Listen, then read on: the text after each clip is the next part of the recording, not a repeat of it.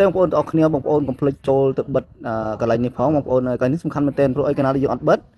ពេលគេហាច់ Gmail យើងបានគេអាចឃើញលេខកូដឃើញអីរបស់យើងទាំងអស់ហ្នឹងហើយការបងប្រាក់ការអីការ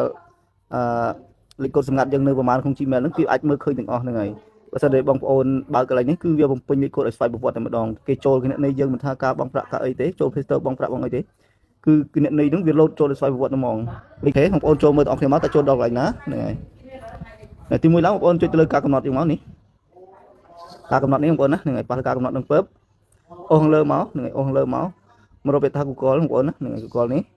នេះចូលអញ្ចឹងហើយបងប្អូនមករើសកន្លែងនេះមកនេះជួយនឹងមកវាឲ្យអូសលើទៀតមកអូសលើមកអូសមកបងប្អូនអូសមកទៀតមកនេះមកមើលការបំពេញឲ្យស្វ័យប្រវត្តិនេះកាលណាយកបិទកន្លែងហ្នឹងពេលគេចូលលេខកូដអីក៏ដោយហ្នឹងហើយវាលោតលេខកូដបំពេញឲ្យស្វ័យប្រវត្តិតែម្ដងដល់អញ្ចឹងវាធ្វើឲ្យគណនីធនាគារអីក៏យើងហ្នឹងវាអត់សុខភាពបងប្អូនហ្នឹងហើយសាកមើលទាំងអស់គ្នាបិទចុចបិទចឹងមកបិទចោលចឹងមកបងប្អូនណាហ្នឹងហើយបិទចោលចឹងមកនេះជាការស្រ័យវិញលេខបំពេញឲ្យស្វ័យប្រវត្តិនេះហើយហ្នឹងហើយ